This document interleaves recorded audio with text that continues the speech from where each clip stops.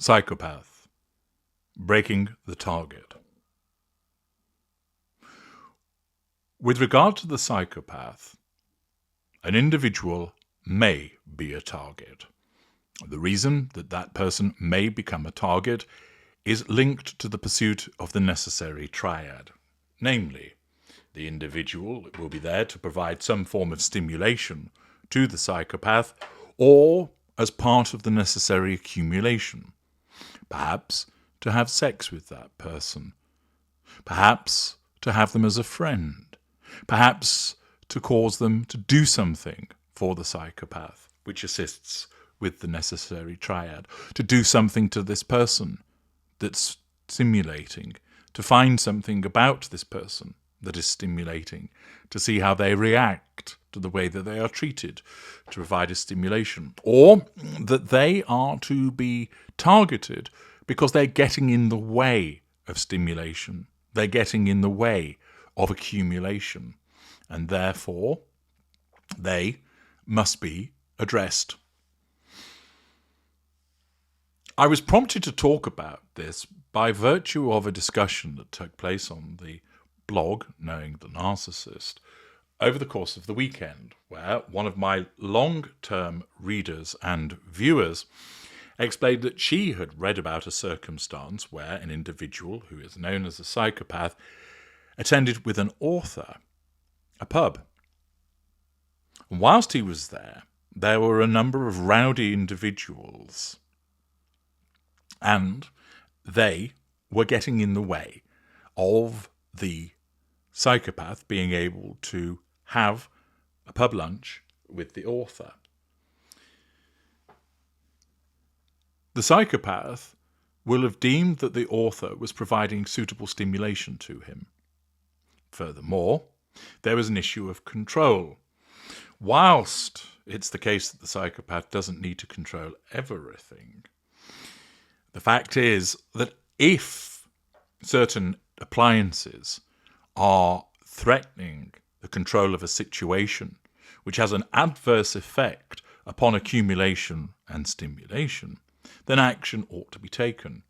And in this instance, the psychopath approached the individuals who shortly afterwards downed their drinks and left. When the psychopath was asked what he had done, he explained to the author that he made it clear that if they didn't leave, then he would do something very awful to each and every one of them. My reader was interested in the fact that there were at least 4 of the rowdy individuals versus the one individual who went to confront them. And I explained that in the circumstances, what he will have actually done is it wasn't necessary for him to confront all 4. What it was necessary for him to do was to identify the ringleader, the mouthiest one perhaps, the biggest one of the group, the one that the others looked to, and to disincentivize that particular individual, whereby the will of the group would then be broken. You see, when it comes to the psychopath's involvement with people, in order to bring them under control, in order to gain the stimulation or accumulation that's required, it might be the psychopath utilizes violence. It might be the psychopath utilizes charm. It might be that bribery is utilized. There are a variety of different exploitative manipulations that a psychopath will use, and often they can be used in a good way. Similar to the way that the narcissist uses benign manipulations, a psychopath can manipulate somebody in a benign fashion, making them feel special, making them feel wanted, charming them, making them feel involved, making them feel important. That is one way of pursuing the necessary triad. However, in some instances, the relevant target is hostile, and it may be determined that the application of charisma, gain, isn't appropriate. And in such circumstances, the target has to be broken. How is this done? Well, in essence, it's about breaking that individual's morale. What is morale? Well, I'm going to turn to somebody else to provide you with a useful explanation of what morale is, because that's essentially what is behind the means of breaking a target. Morale is an important factor. Field Marshal Sir William Slim wrote in Defeat into Victory about morale, and his words are compiled in Serve to Lead, which is a little red book that is provided to all prospective officers at Sandhurst, the British Army's officer academy, if you will. And in Serve to Lead, the words of Field Marshal Slim have been included, which tell us this. Morale is a state of mind. It is that intangible force which will move a whole group of men to give their last ounce to achieve something, without counting the cost to themselves, that makes them feel they are part of something greater than themselves. If they are to feel that, their morale must, if it is to endure, and the essence of morale is that it should endure, have certain foundations. These foundations are spiritual, intellectual, and material. Spiritual first, because only spiritual foundations can stand real strain. Intellectual, because men are swayed by reason as well as feelings. Material last, important but last, because the very highest kind of morale is often met when material conditions are lowest. Thus, the Field Marshal identified that morale is important, and also one identifies that breaking morale is fundamental. You see, when you fight a battle, you could win by annihilating all of your opposing troops, but that rarely happens. In most battles, the reason that one side defeats the other is as a consequence of the losing side either fleeing, routing, or surrendering. You only have to look at the statistics that show throughout history that the number of participants in a battle, the proportion of dead is relatively low. The proportion of injured is much higher. But what invariably occurs is that one side acquiesces, surrenders, or flees from the field because they've been routed, because their morale has broken. If it was necessary for you to subjugate every single opposing troop, the cost to your own side would be extraordinarily high, both in terms of manpower, resource, ammunition, and so forth. And therefore, the key is to break the will of your opponent before you've even engaged. That is why I've often talked about how every battle is won before it's ever fought, as a combination of both preparation, but also looking to break the will of your opponent, i.e., break the target. Accordingly, in a situation such as that I explained in the pub, the aim isn't to have to beat up 4 people, but rather behave in a way so that the will of the group becomes broken. That intangible force which will move a whole group of men to give their last ounce to achieve something is drained away, that it is removed. And the most effective way of doing that is to single out a target who is to be identified as the person who you will break first.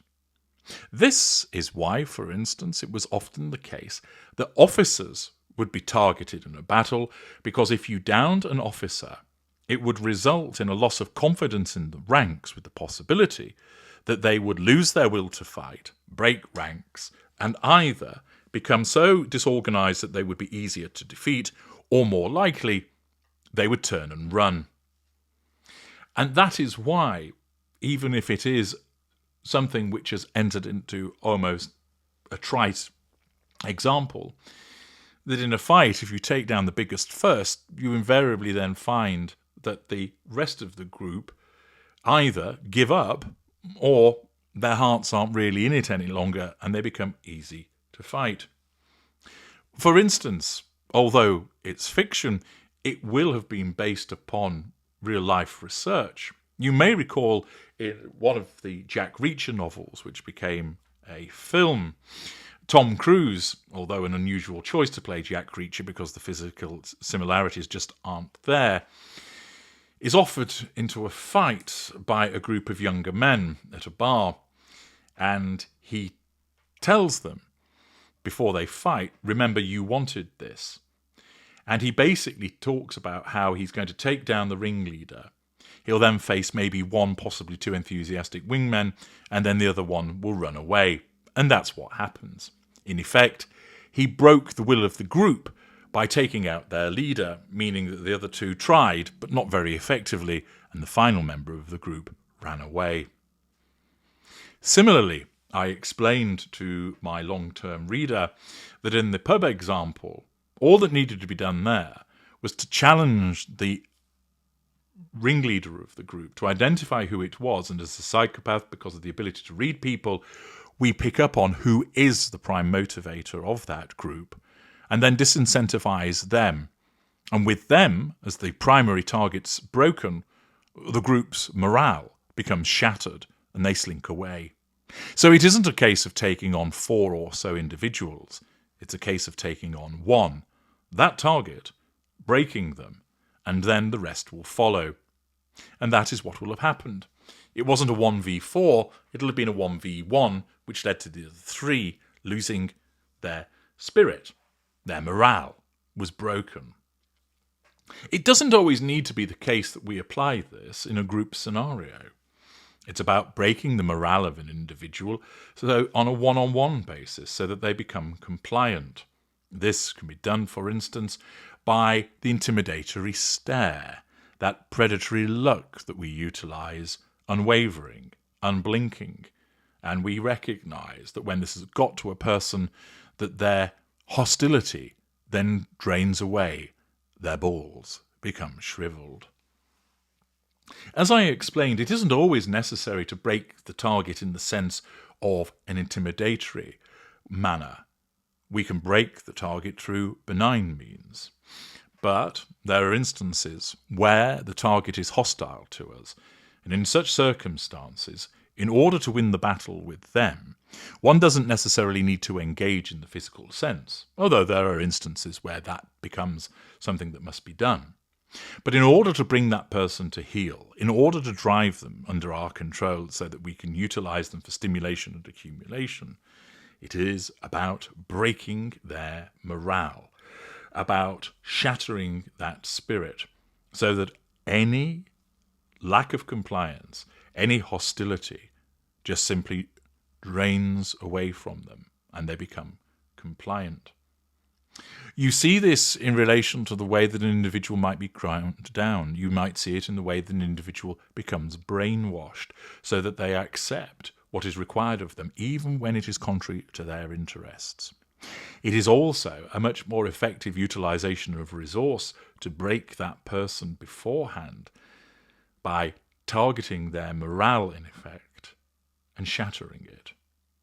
Thus, that is the way that a psychopath will break the target. And there's lots of different ways of doing so, but it's all about shattering the spirit, about diminishing the morale, by causing that target to realize that they are going to lose, that there is nothing that they are going to gain, and in such they either give up or their attempts to resist become rather half-hearted.